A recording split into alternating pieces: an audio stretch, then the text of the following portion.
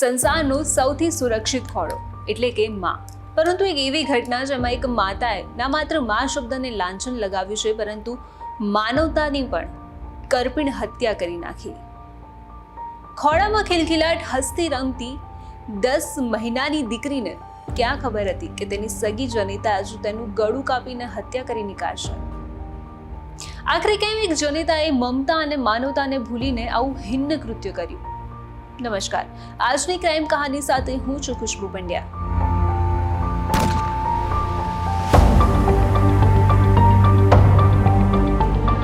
પ્રેમ શબ્દની વાત કરીએ તો કોઈની તોલે ના આવે તેવો એક પ્રેમ સંબંધ છે માં અને તેના બાળકનો. કેમ કે માતા એ છે જે યમદૂતને પણ દ્વારેથી પાછા ધકેલી શકે છે. પોતાના બાળક પર આંચ આવતા પહેલા માં પોતે જીવી લે છે, પણ શું આ જ માં પોતાના બાળકનો જીવ લઈ શકે? ઘટના અમદાવાદના અસ્ટોડિયાની છે, જ્યાં એક પરિવારમાં પતિ પત્ની અને તેમની 10 મહિનાની પુત્રી રહેતા હતા. પણ ઘણા સમયથી પતિ પત્ની વચ્ચે ઝઘડાઓ વધી રહ્યા હતા. રોજ બરોજના ઝઘડાથી કંટાળીને રિઝવાનાએ એક દિવસ નક્કી કરી લીધું કે બસ હવે હું આ ઘરમાં નહીં રહું. રિઝવાનાએ તેના પતિ સાથે વાત કરી કે તેને ડાયવોર્સ જોઈએ છે અને હવે તે વધુ સમય તેની સાથે નહીં રહી શકે. તેના પતિને આ વાત મંજૂર ન હતી. કારણ હતું તેની 10 મહિનાની દીકરી ફાતિમા. તેને રિઝવાનાને સાફ શબ્દોમાં કહી દીધું કે તે તેને તલાક નહીં આપે. અને આ જ વાત રિઝવાનાના મનમાં એવી ઘર કરી ગઈ કે તેને તેની દીકરી તેના જીવનનો સૌથી મોટો કાંટો લાગવા લાગી. અને બસ ત્યારે જ તેને નક્કી કરી લીધું ફાતિમાને જિંદગીથી દૂર કરવી પડશે. અને એટલે એણે રચી દીધું દીકરીની હત્યાનું ષડયંત્ર. રિઝવાના બસ હવે એક તકની તલાશમાં હતી. તમને પણ સવાલ થઈ રહ્યો હશે ને કે આખરે રિઝવાના કેમ દીકરીની હત્યા કરવા માંગે છે?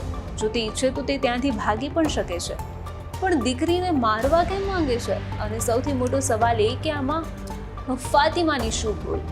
જ્યારે કોઈ પણ વ્યક્તિ પર તેના વિચારો હાવી થવા લાગે છે ત્યારે તેને સમજાતું નથી કે તે શું કરવા માંગે છે અને તેનું પરિણામ શું આવશે. રિઝવાના સાથે પણ એવું જ કંઈક થયું. જ્યારે તેના પતિએ તેની દીકરીને કારણે તેને તલાક આપવાની ના પાડી દીધી તો તેને તેની દીકરી જ તેની દુશ્મન લાગવા લાગી અને બસ તેને મારવાનો પ્લાન બનાવી દીધો.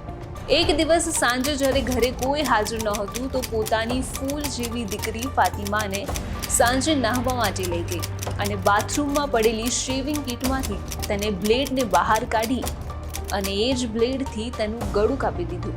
અને જ્યારે તેને અહેસાસ થયો કે તેણે સૌથી મોટી ભૂલ કરી છે ત્યારે પોતાની ભૂલ છુપાવવા માટે તેણે એક નાટક રચ્યું.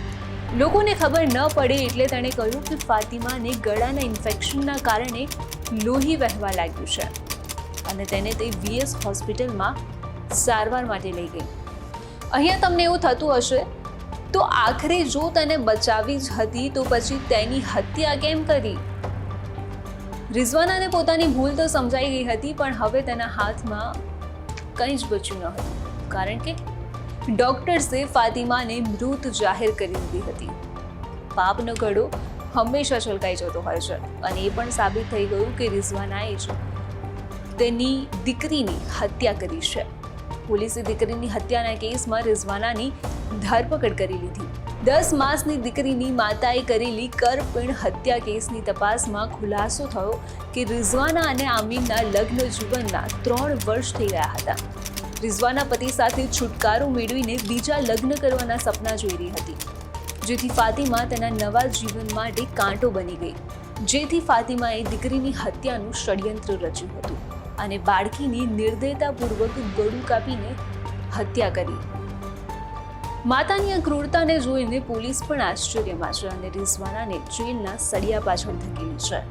તો અત્યારે ક્રાઇમ કહાનીમાં બસ આટલું જ. આપણે ફરી મળીશું એક નવી ક્રાઇમ કહાની સાથે. નમસ્કાર.